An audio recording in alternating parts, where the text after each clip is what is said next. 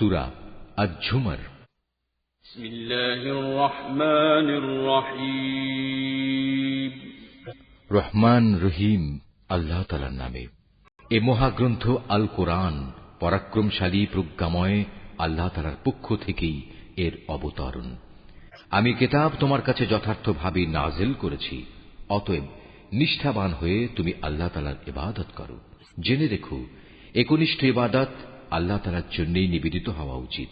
যারা আল্লাহ তাআলার বদলে অন্যদের অভিভাবক হিসেবে গ্রহণ করে, তারা বলে, আমরা তো এদের ইবাদত এছাড়া অন্য কোনো কারণে করি না যে এরা আমাদের আল্লাহ তাআলার নিকটবর্তী করে দেয়। কিন্তু তারা যেসব বিষয় নিয়ে মতভেদ করছে, নিশ্চয়ই আল্লাহ তাআলা কিয়ামতের দিন সেই বিষয়ের ফয়সালা করে দেবেন। অবশ্যই আল্লাহ তাআলা এমন লোককে হেদায়েত করেন না যে মিথ্যাবাদী ও অকৃতজ্ঞ। আল্লাহ তাআলা যদি সন্তান গ্রহণ করতেই চাইতেন, তাহলে তিনি তার সৃষ্টির মাঝ থেকে যাকে ইচ্ছা তাকেই বাছাই করতে পারতেন। তার সত্তা অনেক পবিত্র। তিনি আল্লাহ তাআলা, তিনি একক ও মহাপরাক্রমশালী। তিনি আসমান ও জমিন সুপরিকল্পিতভাবেই সৃষ্টি করেছেন। তিনি রাতকে দিনের উপর লেপ্টে দেন, আবার দিনকে রাতের উপর লেপ্টে দেন। তিনি সূর্য ও চন্দ্রকে একটি নিয়মের অধীন করে রেখেছেন। এগুলো সবই একটি সুনির্দিষ্ট সময় পর্যন্ত নিজ নিজ কক্ষপথে বিচরণ করতে থাকবে। জেনে রেখো, তিনি পরাক্রমশালী ও পরম ক্ষমাশীল। তিনি তোমাদের সবাইকে আদমের একই সত্তা থেকে পয়দা করেছেন। অতঃপর তিনি সেই সত্তা থেকে তার যুগল বানিয়েছেন এবং তিনি তোমাদের জন্য ৮ প্রকার পশুর বিধান অবতীর্ণ করেছেন। তিনি তোমাদেরকে তোমাদের মায়েদের পেটে পর্যায়ক্রমে পয়দা করেছেন। ৩টি অন্ধকারে একের পর এক অবয়ব দিয়ে গেছেন। এ হচ্ছেন আল্লাহ তাআলা। তিনি তোমাদের মালিক। তার জন্যই সার্বভৌমত্ব। তিনি ছাড়া কোনো মাবুদ নেই। তারপরেও তোমরা কোথায় কোথায় ঠোকর খেয়ে চলেছ? হে মানুষ, তোমরা যদি আল্লাহ তাআলার কুফরি করো, তাহলে জেনে রেখো, আল্লাহ তাআলা তোমাদের কারোই মুখাপেক্ষী নন। আল্লাহ তাআলা তার নিজের বান্দার এ নাশকরী আচরণ কখনো পছন্দ করেন না। তোমরা যদি তাঁর কৃতজ্ঞতা আদায় করো, তাহলে তিনি তোমাদের উপর সন্তুষ্ট হবেন। কিয়ামতে কেউই কারো গুনাহের ভার উঠাবে না। অতঃপর তোমাদের তাঁর কাছে ফিরে যেতে হবে এবং সেদিন তিনি তোমাদের বিস্তারিত বলে দেবেন তোমরা কি করতে। তিনি নিশ্চয়ই জানেন যা কিছু অন্তরের ভেতরে লুকিয়ে থাকে। নিয়ম হচ্ছে, মানুষকে যখন কোনো দুঃখ কষ্ট স্পর্শ করে, তখন সে একনিষ্ঠভাবে তার মালিকের দিকে ধাবিত হয়। পরে যখন আল্লাহ তাআলা তাঁর কাছ থেকে নিয়ামত দিয়ে তার উপর অনুগ্রহ করেন, তখন সে যে জন্যে আগে আল্লাহ তাআলাকে ডেকেছিল তা ভুলে যায়। সে আল্লাহ তাআলা সমকক্ষ বানায়, যাতে করে সে অন্যদের আল্লাহ তাআলার পথ থেকে বিভ্রান্ত করে দিতে পারে। হে নবী, তুমি এমন লোকদের বলে দাও, নিজের কুফরির আরাম আয়েশ হাতে গোনা কয়টি দিনের জন্য ভোগ করে নাও। পরিণামে তুমি অবশ্যই জাহান্নামী হবে। যে ব্যক্তি রাতের বেলায় বিনয়ের সাথে সিজদা অবনত হয় কিংবা দাঁড়িয়ে আল্লাহ তাআলার ইবাদত করে এবং পরকালের আযাবের ভয় করে, সর্বাবস্থায় তার মালিকের অনুগ্রহ প্রত্যাশা করে, হে নবী, এদের বলো, যারা আল্লাহ তাআলাকে জানে আর যারা তাকে জানে না, তারা কি এক সমান? আসলে একমাত্র জ্ঞানবান ব্যক্তিরাই এসব তারতম্য থেকে উপদেশ গ্রহণ করতে পারে। হে নবী, এদের বলে দাও, হে আমার বান্দারা, যারা ঈমান এনেছ, তোমরা তোমাদের মালিককে ভয় করো। যারা এই দুনিয়ায় কোনো কল্যাণকর কাজ করবে, তাদের জন্য পরকালেও মহা কল্যাণ থাকবে। আল্লাহ তাআলার জমিন অনেক প্রশস্ত। উপরন্তু ধৈর্যশীলদের পরকালে অপরিমিত পুরস্কার দেয়া হবে। হে নবী, তুমি বলো, আমাকে আদেশ দেয়া হয়েছে একান্ত নিষ্ঠার সাথে আমি যেন আল্লাহ তাআলার ইবাদত করি। আমাকে আদেশ দেয়া হয়েছে আমি যেন আল্লাহ তাআলার সামনে আত্মসমর্পণকারীদের মধ্যে অগ্রণী হই। তুমি বলো, আমি যদি আমার মালিকের নাফরমানি করি, তাহলে আমি আমার উপর একটি মহা দিনের শাস্তির ভয় করি। তুমি বলো, আমি একান্ত নিষ্ঠাবান হয়েই আল্লাহ তাআলার ইবাদত করি। তোমরা তাকে বাদ দিয়ে যারই চাও গোলামি করো। হে নবী, তুমি বলো, ভারী ক্ষতিগ্রস্ত হবে তারা যারা অন্যের গোলামি করার কারণে কিয়ামতের দিন নিজেদের এবং নিজেদের পরিবার পরিজনদের ভীষণ ক্ষতি করবে। তোমরা জেনে রেখো, এই আখিরাতের ক্ষতি হচ্ছে সুস্পষ্ট ক্ষতি। তাদের জন্য তাদের উপর থেকে ছায়া দানকারী আগুনের মেঘমালা থাকবে। তাদের নিচের দিক থেকেও থাকবে আগুনেরই বিছানা। এ হচ্ছে সে বিভৎস আযাব যা দিয়ে আল্লাহ তাআলা তার বান্দাদের ভয় দেখাচ্ছেন। অতএব হে আমার বান্দারা, তোমরা আমাকে ভয় করো। যারা শয়তানি শক্তির গোলামি করা থেকে বেঁচে থেকেছে এবং একনিষ্ঠভাবে আল্লাহ তাআলার দিকেই ফিরে এসেছে, তাদের জন্য রয়েছে মহা সুসংবাদ। অতএব হে নবী, তুমি আমার এমন সব বান্দাদের সুসংবাদ দাও যারা মনোযোগ সহকারে আমার কথা শোনে এবং ভালো কথাসমূহের অনুসরণ করে।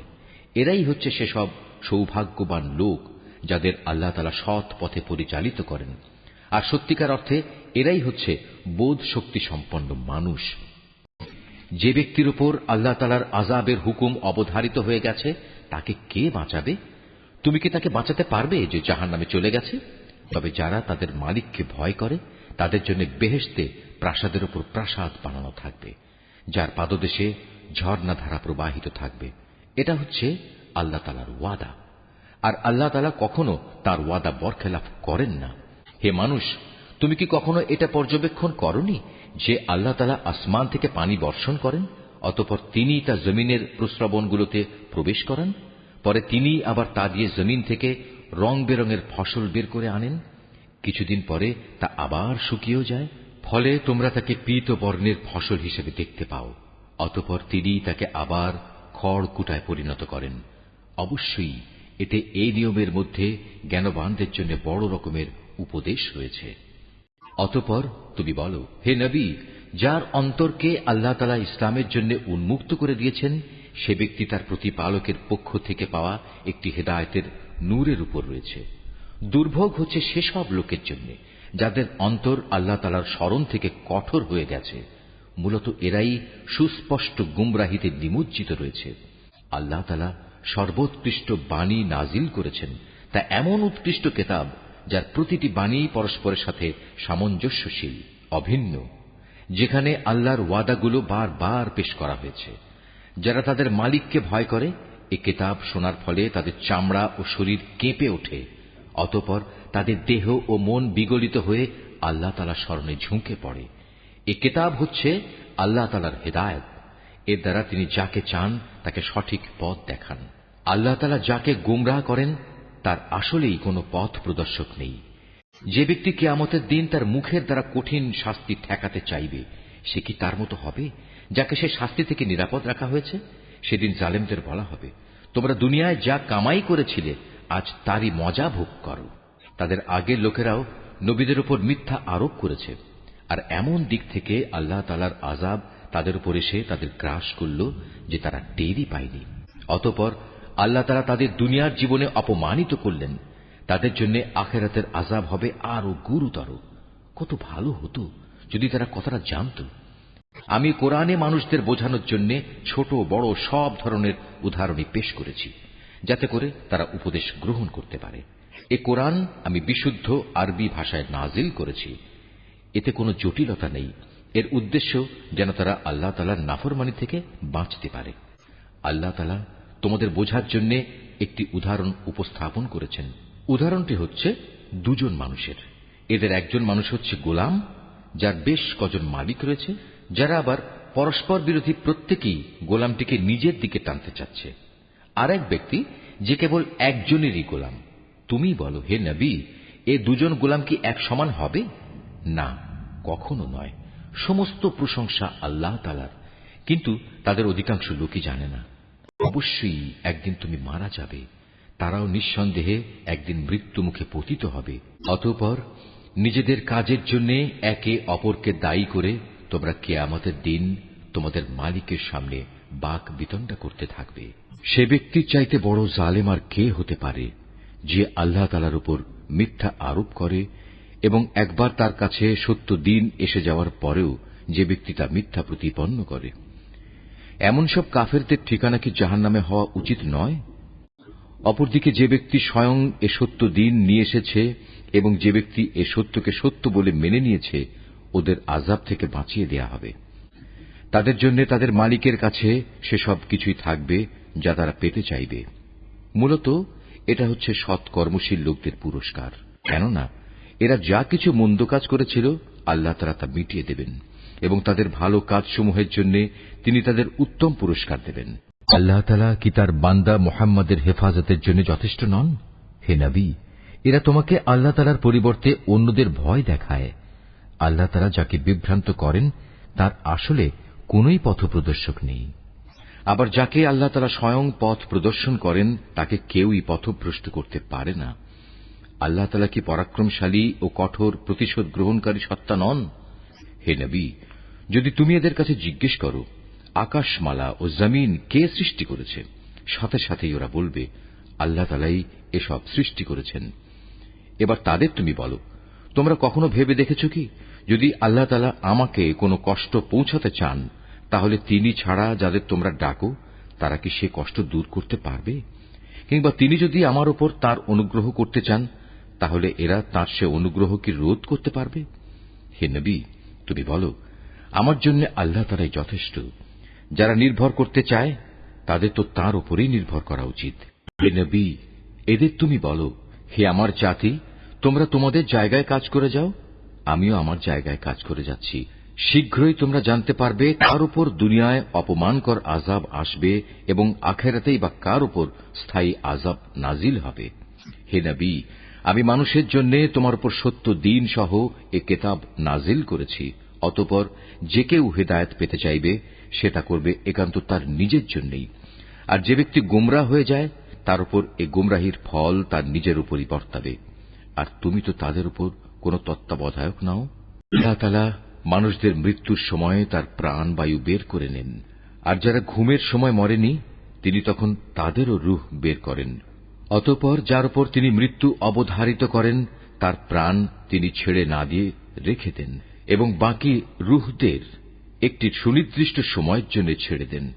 এ গোটা ব্যবস্থাপনার মধ্যে এমন সম্প্রদায়ের জন্য নিদর্শন রয়েছে যারা বিষয়টি নিয়ে চিন্তা ভাবনা করে। তবে কি এরা আল্লাহ তাআলাকে বাদ দিয়ে অন্যদের সুপারিশকারী হিসেবে গ্রহণ করেছে? হে নবী, তুমি এদের বলো, যদিও তোমাদের এসব সুপারিশকারী কোনো কিছুই করার ক্ষমতা রাখে না, না তাদের কোনো জ্ঞান বুদ্ধি আছে। বলো, হে নবী, যাবতীয় সুপারিশ একমাত্র আল্লাহ তাআলার জন্যই। আসমান সমূহ এবং পৃথিবীর সার্বভৌমত্ব একমাত্র আল্লাহ তাআলার জন্য। অতঃপর তোমরা সবাই তাঁর দিকেই ফিরে যাবে। যখন তাদের কাছে এক অদ্বিতীয় আল্লাহ তাআলার কথা বলা হয়, তখন যারা আখিরাতের উপর ঈমান আনে না তাদের অন্তর নিতান্ত সংকুচিত হয়ে পড়ে।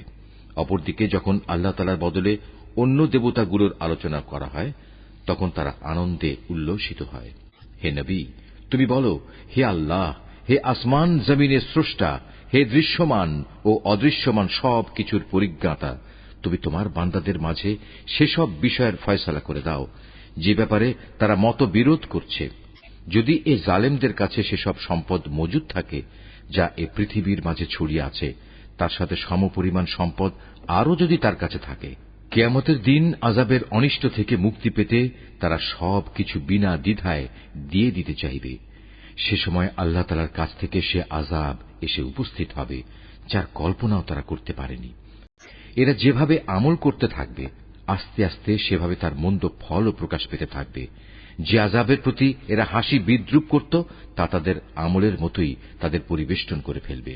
মানুষদের অবস্থা হচ্ছে, যখন কোনো দুঃখ কষ্ট তাদের স্পর্শ করে তখন সে আমাকে ডাকে, অতঃপর আমি যখন তাকে আমার কাছ থেকে কোন রকম নিয়ামত দান করি তখন সে বলে, এটা তো আমার জ্ঞানের যোগ্যতার উপরে দেয়া হয়েছে।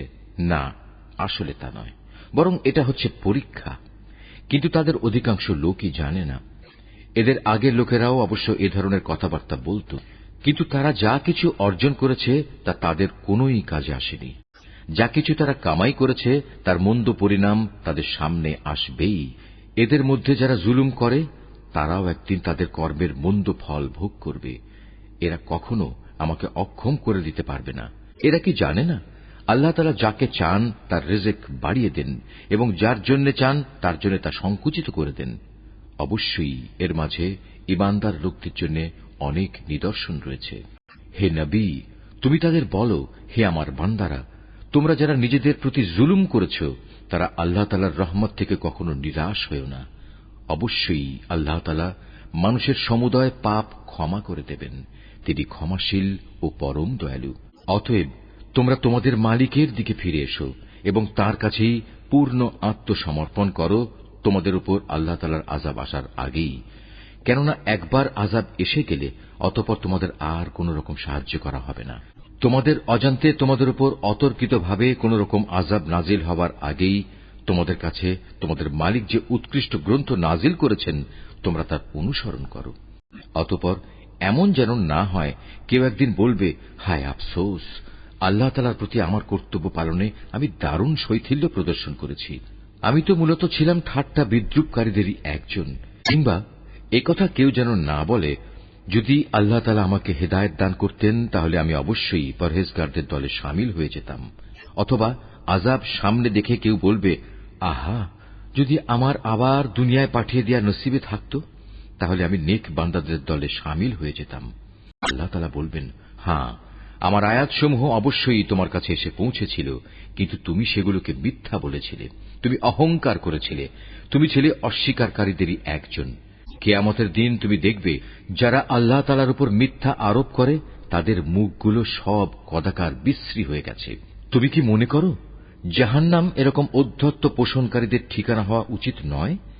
এর বিপরীত যারা পরহেজগারি করেছে আল্লাহ তাআলা তাদের সাফল্যের সাথে জাহান্নাম থেকে উদ্ধার করবেন।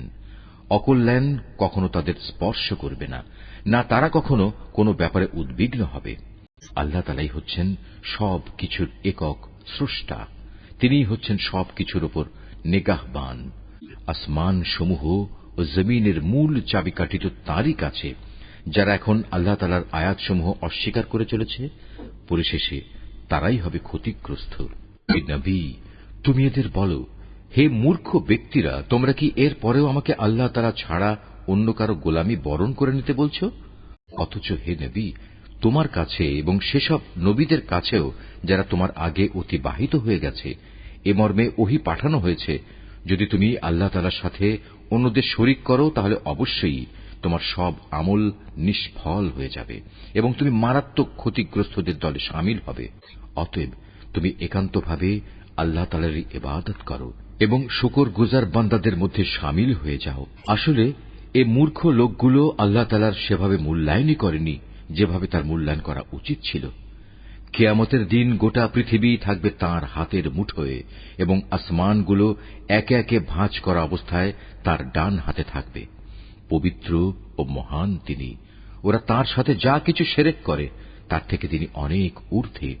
যখন প্রথমবার সিঙায় ফুৎকার দেওয়া হবে তখন আসমান সমূহ ও জমিনে যা কিছু আছে তার সব কিছুই বেহুশ হয়ে যাবে। অবশ্য আল্লাহ তাআলা যা চান তার কথা আলাদা।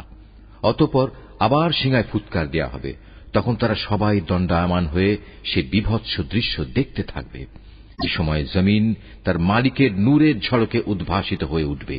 মানুষের কর্মফলের নথিপত্র সামনে রাখা হবে। নবীদের ও অন্যান্য সাক্ষীদের এনে হাজির করা হবে। তাদের সবার সাথে ন্যায় বিচার করা হবে। তাদের কারো উপর বিন্দুমাত্র জুলুম করা হবে না। প্রত্যেক মানুষকে সে পরিমাণ প্রতিফলই দেয়া হবে যে পরিমাণ কাজ সে করে এসেছে, কারণ আল্লাহ তাআলা সে বিষয়ে সম্যক অবগত আছেন যা কিছু তারা প্রতিনিয়ত করে বেড়াত। যেসব লোক কুফরি করেছে তাদের দলে দলে জাহান্নামের দিকে তাড়িয়ে নেওয়া হবে। এমনই তাড়া খেয়ে যখন তারা জাহান্নামের কাছে পৌঁছবে তখন সাথে সাথেই তার সদর দরজা খুলে দেয়া হবে এবং তার রক্ষী ফেরেশতারা ওদের বলবে, তোমাদের কাছে কি তোমাদের মধ্যে থেকে কোন রাসূল আসেনি যারা তোমাদের কাছে তোমাদের মালিকের কিতাবের আয়াতসমূহ তেলাওয়াত করত এবং তোমাদের এমনই একটি দিনের সাক্ষাৎ সম্বন্ধে সতর্ক করে দিত? ওরা বলবে, হ্যাঁ, অবশ্যই এসেছিল। কিন্তু কাফেরদের ব্যাপারে আল্লাহ তাআলার সে আযাব সম্পর্কিত ওয়াদাই আজ বাস্তবায়িত হয়ে গেল। ওদের তখন বলা হবে, যাও, প্রবেশ করো জাহান্নামের দরজা দিয়ে, তোমরা সেখানেই চিরদিন থাকবে। ঔদ্ধত্য প্রকাশকারীদের জন্য কত নিকৃষ্ট হবে এই ঠিকানা। অপরদিকে যারা তাদের মালিককে ভয় করেছে তাদের সবাইকে দলে দলে জান্নাতের দিকে নিয়ে যাওয়া হবে। এমনি করে যখন সেখানে তাদের জান্নাতের দোরগোড়ায় এনে হাজির করানো হবে এবং তার দরজাসমূহ আগে থেকেই তাদের জন্য খুলে রাখা হবে, উষ্ণ অভিনন্দন জানিয়ে তার রক্ষী ফেরেশতারা তাদের বলবে, তোমরা সুখে থাকো, চিরন্তন জীবন কাটানোর জন্য এখানে দাখিল হয়ে যাও। তারা সেখানে প্রবেশ করে কৃতজ্ঞ চিত্তে বলবে, সমস্ত তারিফ আল্লাহ তাআলার, যিনি আমাদের দেয়া তাঁর প্রতিশ্রুতি পূরণ করেছেন এবং আমাদের এ ভূমির অধিকারী বানিয়ে দিয়েছেন। এখন আমরা এই জান্নাতের যেখানে ইচ্ছা সেখানেই বসবাস করব। সদাচারীদের এ পুরস্কার কতই না উত্তম। হে নবী, সেদিন তুমি ফেরেশতাদের দেখতে পাবে, ওরা আরশের চারিদিকে ঘিরে তাদের মালিকের সপ্রশংস পবিত্রতা ও মহিমা ঘোষণা করে চলেছে। সেদিন ইনসাফের সাথে সবার বিচার কার্য যখন সম্পন্ন হবে, চারদিক থেকে একই ঘোষণা ধ্বনিত হবে, সবটুকু প্রশংসাই সৃষ্টিকুলের মালিক আল্লাহ তাআলার জন্যে।